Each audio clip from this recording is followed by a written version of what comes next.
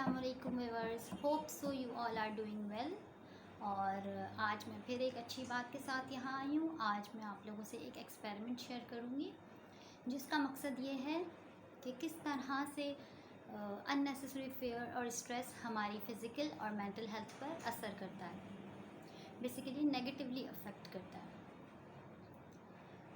तो ये एक एक्सपेरिमेंट हमारे मुस्लिम साइंटिस्ट अबू अली सीना का है, जिसमें उन्होंने यही बताया है कि इन्वायरमेंटल स्ट्रेस हमारी मेंटल हेल्थ पर किस तरह इन्फ्लुएंस करता है। तो उसमें उन्होंने एक्चुअली जो एक्सपेरिमेंट था वो कुछ यूँ था कि उन्होंने दो आइडेंटिकल लैम्प्स लिए जिन्हें हम मेमना कहते हैं, और डिफरेंट केजेस में उन्होंने दोनों को रख दिया।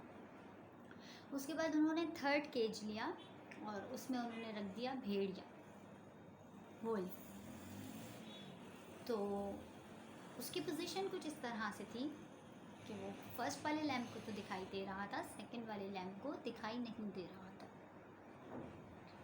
अब जब फर्स्ट वाले लैम्प को वो वुल्फ दिखाई दे रहा था तो वो उससे खौफज़दा हो रहा था, डर रहा था कि ये भेड़िया है, मुझे खा जाएगा या XYZ कुछ भी, यानी मुझे मार देगा, क्योंकि वो एक जानवर है जिसमें ये सोचने की सलाहियत नहीं कि ये ख़ुद एक पिंजरे में बंद है तो मुझे कैसे अटैक करेगा। चुनाचा हुआ यूँ कि 3-4 महीने बाद उस खौफ से पहला लैम्प मर गया, जबकि दूसरा लैम्प वैसा ही हेल्दी था।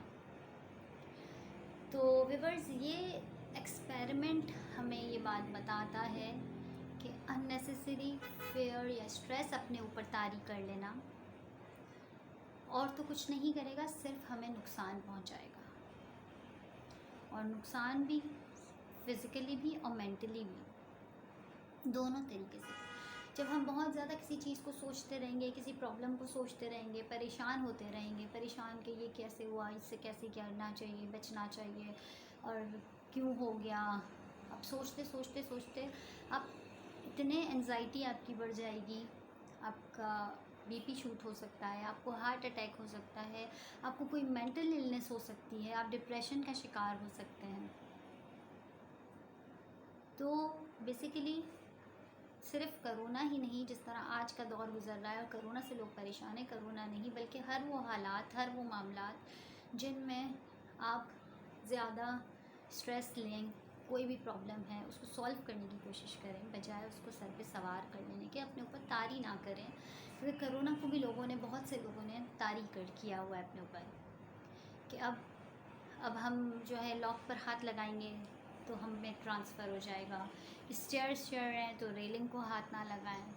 अगर आपको इन सब चीज़ों से प्रॉब्लम है तो आप लोग SOPs को फॉलो करें, बार बार हाथ धोएं, बाहर निकलते हुए मास्क लगाएं और ग्लव्स पहनें। इन सब चीज़ों की एहतियाती तदाबीर करने से आप अपने आप को बचा सकते हैं, रादर दैन कि आप इस चीज़ को लेकर बैठ जाएं कि अब ये तो प्रॉब्लम ऐसी आ गई है जिससे बचा नहीं जा सकता और हम मर जाएंगे। ऐसा नहीं है, ऐसा नहीं है। SOPs को जब आप फॉलो करेंगे, अपनी प्रिकॉशंस करेंगे, तो आप सब लोग अपनी ज़िंदगी वैसे ही तरीके से गुजार सकते हैं जैसी आप लोगों की गुज़र रही थी। ऑल्दो बिल्कुल उस तरह से नहीं गुजर सकती थी कि आप बिल्कुल बेधड़क किसी के घर चले गए, कहीं घूमने चले गए, खाना खाने चले गए, लेकिन फिर भी कुछ हद तक आपकी ज़िंदगी नॉर्मल लाइफ पर आएगी। तो होप सो व्यूअर्स, मेरी बात आप लोगों को समझ आई होगी।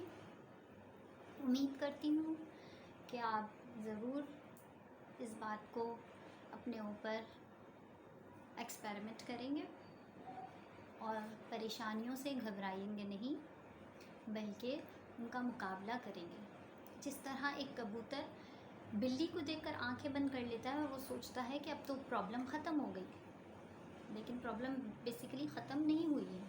वो बिल्ली उस पर झपटा मारती है और उसे मार देती है, खा जाती है। तो हम भी आंखें बंद करके ये नहीं कह सकते कि सब मसले मसाइल ख़त्म हो गए, नहीं।